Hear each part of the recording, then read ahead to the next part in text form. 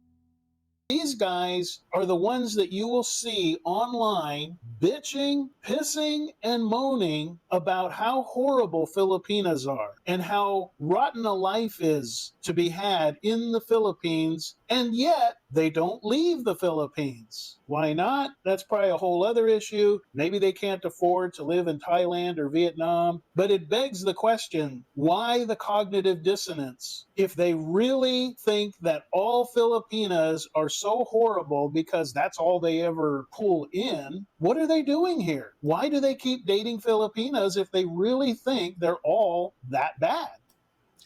Yeah, what Reekay is talking about, he must have been running into a few guys of a lower quality recently, causing him to make this video. But it can really be summarized pretty easily.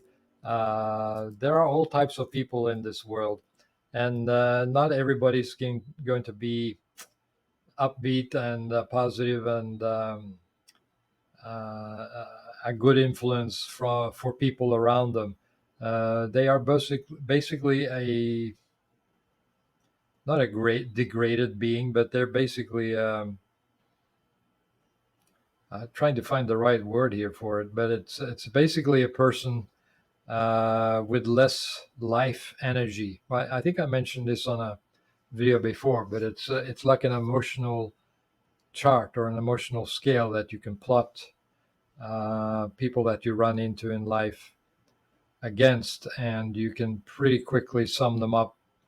Of course, people are more complicated than making a simple chart, but you can usually always conclude or end up with, after you've met a person for a short time, where they are on this emotional chart.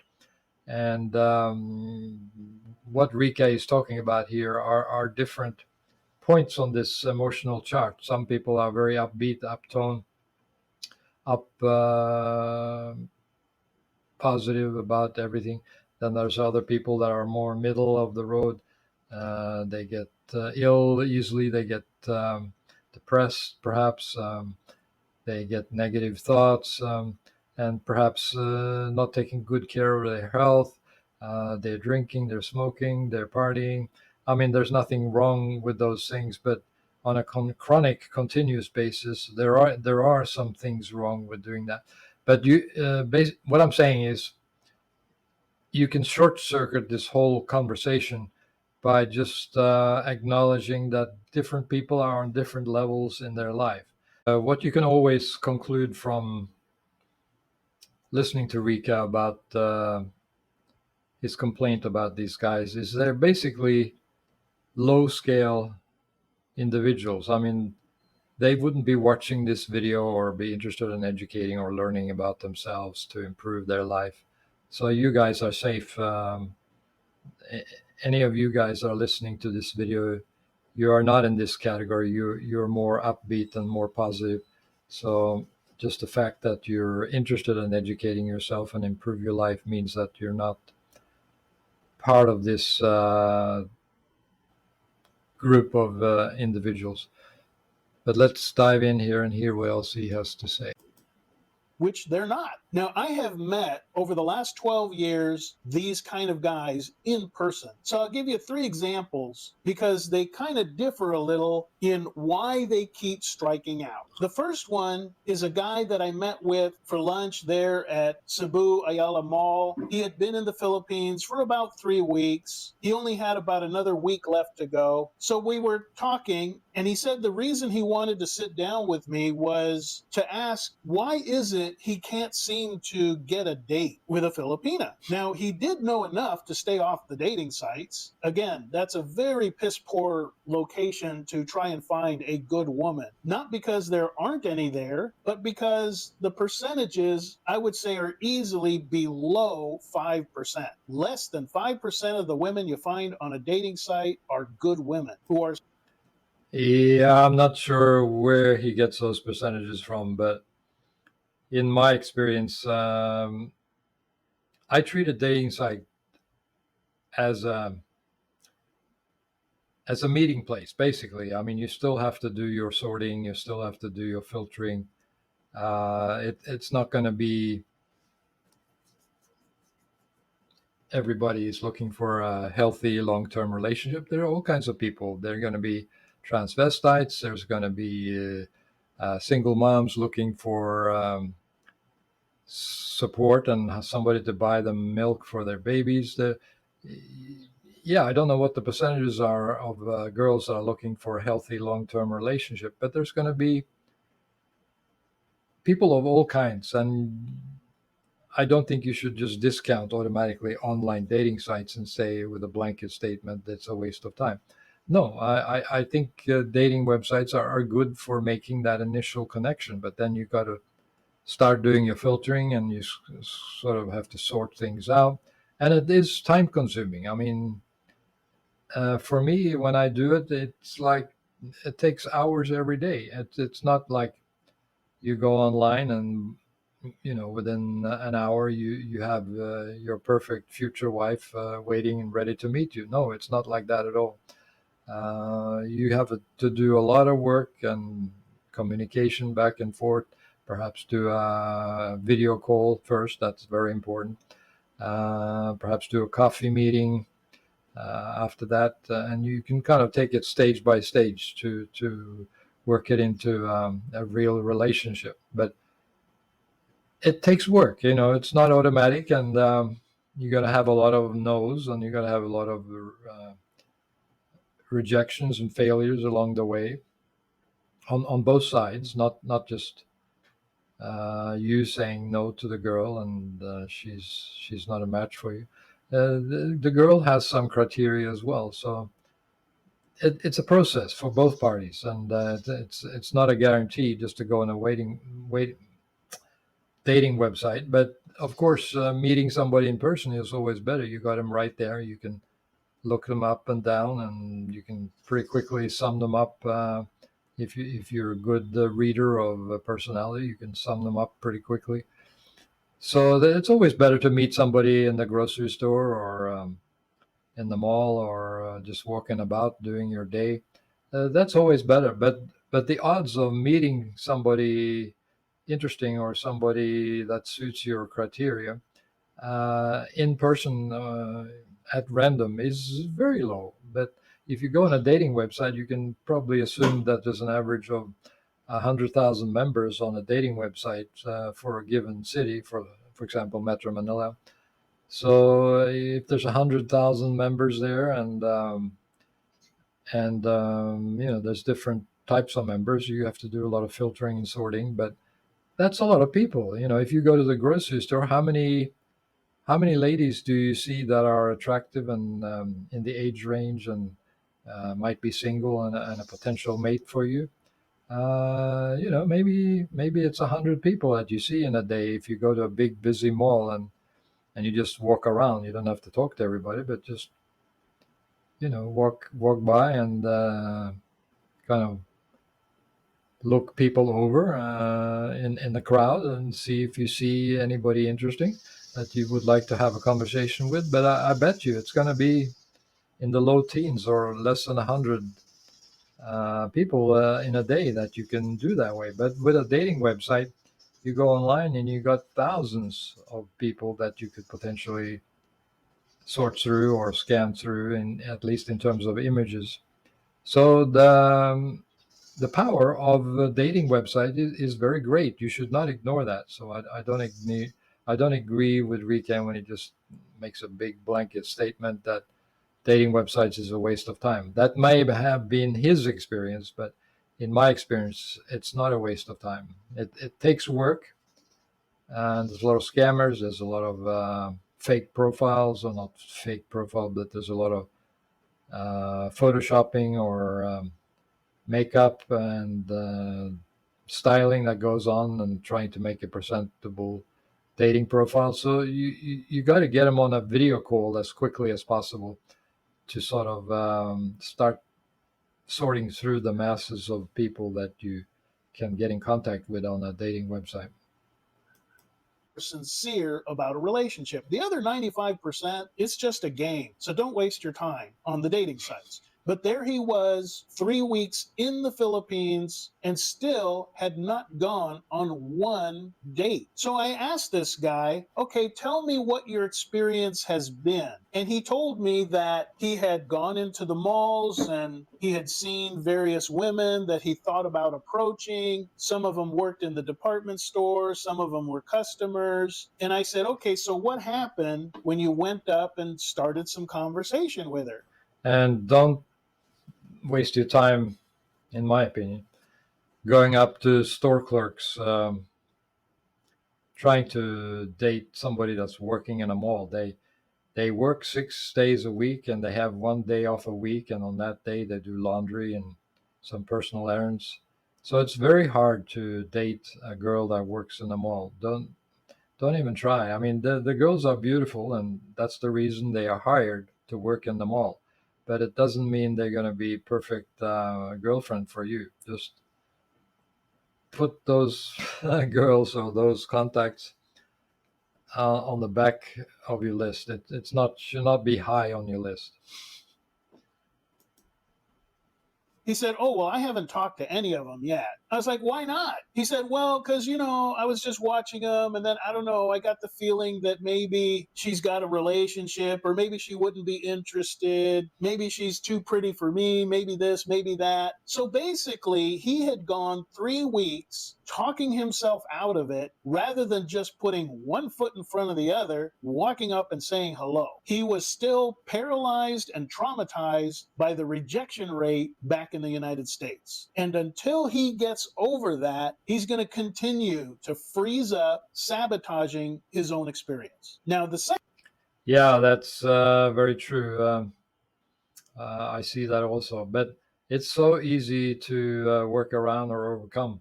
You just have to pick up a book on dating skills and just read few of the first few chapters and pick up some points about social skills and body language and how to be a potential suitor or a potential boyfriend uh, in your social interaction. It's yeah, I was a complete nerd myself for many years, but it's a skill that can be learned, and you can be very good at it if you pursue it for a long time. I mean, I'm not suggesting that you should change your life and start studying how to become a master seduction artist. No, I'm not suggesting that, but I'm suggesting you should be a little bit more socially aware and learn a few skills, and you will come a long way very quickly with just a little bit of social skills in the Philippines, because Filipinos are very, very easy to deal with or talk with or interact with. They're very forgiving, even if you make a whole bunch of mistakes in your initial conversation or your initial interaction. You're going to pick things up very quickly, and you're going to learn what works, what doesn't work, and they are so forgiving. They're the most friendly people in the world. Second guy that I spent actually 2 separate days hanging out with this guy because I found him from a psychological viewpoint to be an interesting character. And I don't mean interesting like entertaining. I mean interesting like, why is this guy so defective? Now, even after spending 2 afternoons with him and pretty much getting a bead on this guy, afterward, he messaged me from different cities all over the Philippines. For a while, he was in Manila. He went to Dumaguete. He went to Iloilo. He went to Moalboal. He was bouncing all over the place, which is fine. Yeah, I see that with expats too. They have a lack of social skills, and they start bouncing around the Philippines to different cities, to different areas, and they're thinking, "Oh, there must be some area where the women are plenty, and I'll find my dream woman here or there." And it's just a matter of location, but it has nothing to do with location. It has something to do with yourself. You should go within yourself, and that's the location you should travel to, and you should develop some social skills, and you can actually be walking down the street where you're currently living and meet your dream woman if you have the right social skills. It's not about traveling to 10 different destinations in the Philippines to find your future wife or to find your future girlfriend. It's not about that. It's about finding yourself and learning how to become a better person.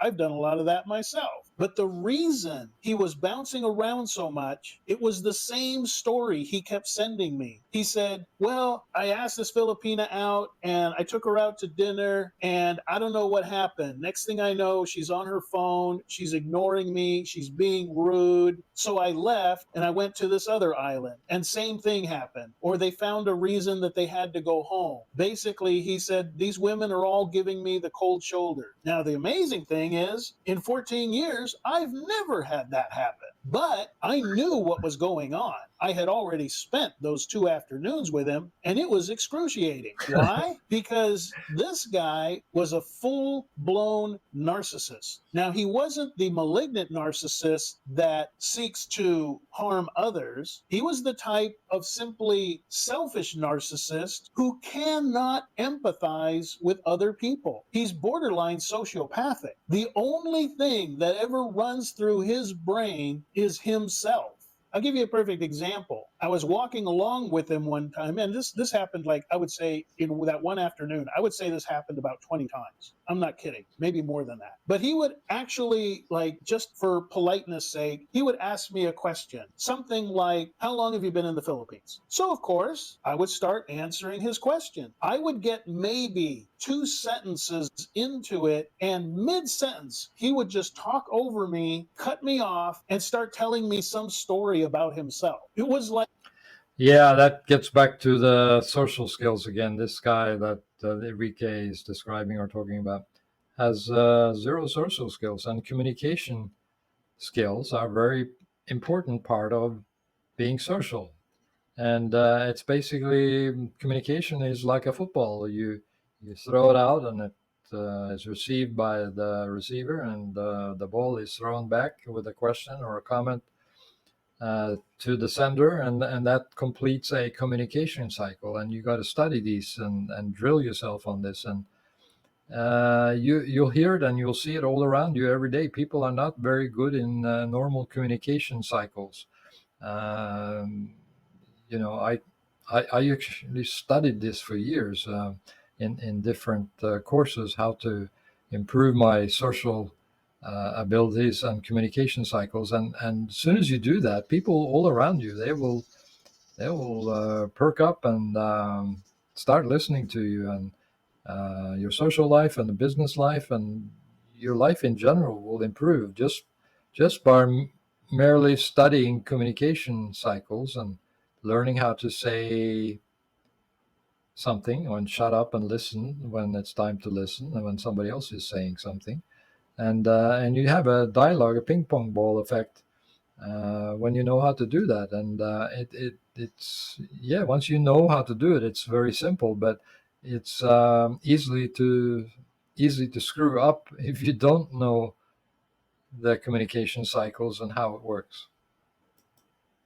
Like the question he asked was just a formality. He had no interest in getting an answer. Now, that might seem a little perturbing the first time. Try dealing with that 20 times in one afternoon. I was ready to just walk away, get in a taxi, and leave. Everything that came out of his mouth was about himself. And so it was no wonder that every Filipina he dated, on every island he went to, these women had the same reaction. This guy is only interested in one thing, him.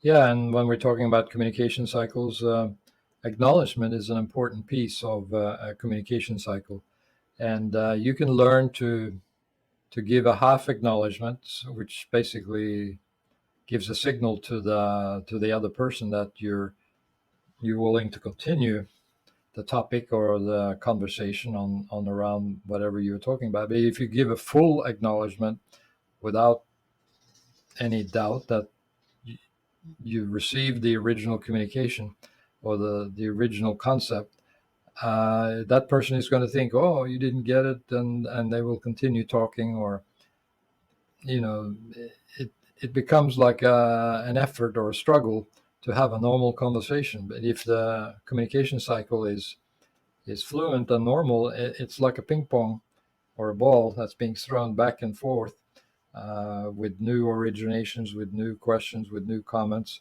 and each question or each comment has to be followed by an acknowledgement by the receiver. So these communication cycles can be studied and learned. It's not very complicated, but if you mess it up, of course, all kinds of problems can occur.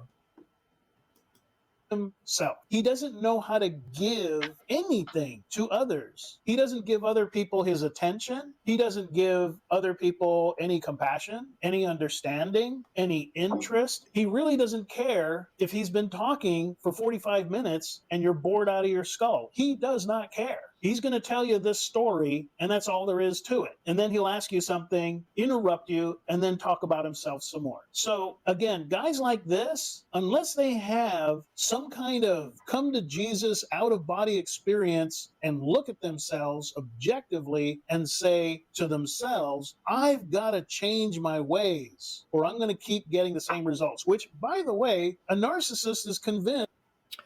Yeah, even if they have come to Jesus moment, as Reekay calls it, and they realize something needs to change about themselves, they don't know what what to change. And I'm here today to tell you that um, it's all about communication cycles. And once you study those and you learn to use those in social settings, you will be home free, or your life will totally change.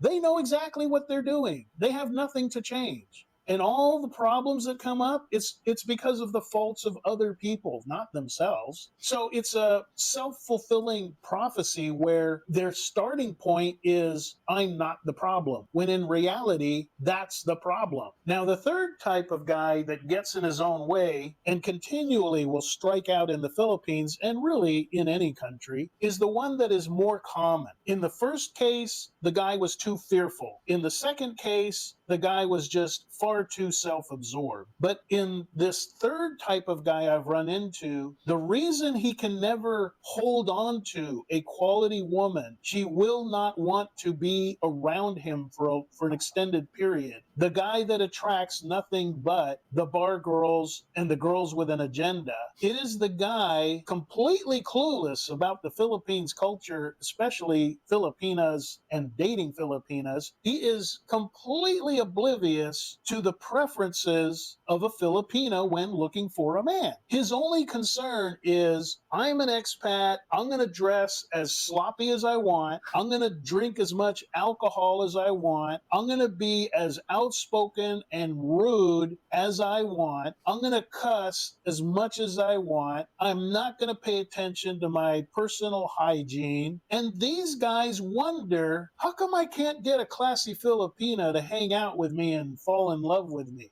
These guys are clueless. Yeah, they're clueless, but I don't know why Reekay is hammering on this point so much today. Maybe he's had a run in with a few less desirable expats recently. These guys act as if all they had to do was show up. Here I am. I'm a foreigner with alcohol on their breath and they haven't shaved in 4 days. And here they are showing up thinking, well, the Filipinas are just going to flock to me because I'm a foreigner, and that's all it takes. That's how clueless these guys are. And then they wonder, well, why is it all I keep seeing is bar girls? How come all Yeah, I'm glad I haven't met any of these types of guys. There, there's not too many guys like this. I hope at least. I keep seeing is girls coming to me and then they want money? If 100% of the women are low-hanging fruit with an agenda, it's because the other quality women want nothing to do with you. And that's what these guys need to understand. Filipinas do have standards. They do want a clean-cut man. They want a man that practices personal hygiene. They want a man that presents himself well. They want a man who is courteous, who is not loud, offensive, cursing all the time. Filipina women do not want a man who is a constant drinker. Filipina women do not want a man that is constantly flirting and cheating and asking out other women when he's supposedly dating her. Yeah, I don't know what kind of guys he's describing that he's been running into recently in the Philippines. But of course, there's going to be all types of guys, so expats coming to the Philippines, and just because they're a poor country and they're looking for quote unquote rich foreigners to help them out financially, it doesn't mean they're all going to be dying to meet an American or a Westerner and take him as a boyfriend. You still got to have some social skills, some dating skills, and you still got to have some manners, and you still got to clean up a little bit and don't look like a slob. Um, it should be common sense, but of course, Reekay is spelling it out for you here. So let's see what else he has to say. So this third group of guys who constantly strike out when it comes to quality women in the Philippines is because they don't take the time to make themselves attractive to a Filipina woman. They have no clue that she wants a man she can be proud of, a man that is at least courteous, a man who is not ruled by alcohol or his lusts, a man that he doesn't have to be walking around in a tuxedo or a suit, but just dressed in clean clothes. He brushes his teeth, he showers daily, he behaves like a decent, happy human being. And if you have a positive, joyful, considerate personality, you will have Filipino women lining up outside the door. Because even a guy who may look good at first glance, if he is rude, disrespects her family, he does not have a chance at hanging on to a quality woman. She will pass him by and look for someone else. In the Philippines, they have a name for this unwanted behavior. They call it bastos. We would just call it something like extremely rude behavior or low class behavior. And same Right. thing, these guys who roll out of bed, shuffle on down to the nearest bar stool, and then complain that the only women who come around are barflies really have no business commenting on Filipino women because they are not making themselves attractive to the best that the Philippines has to offer.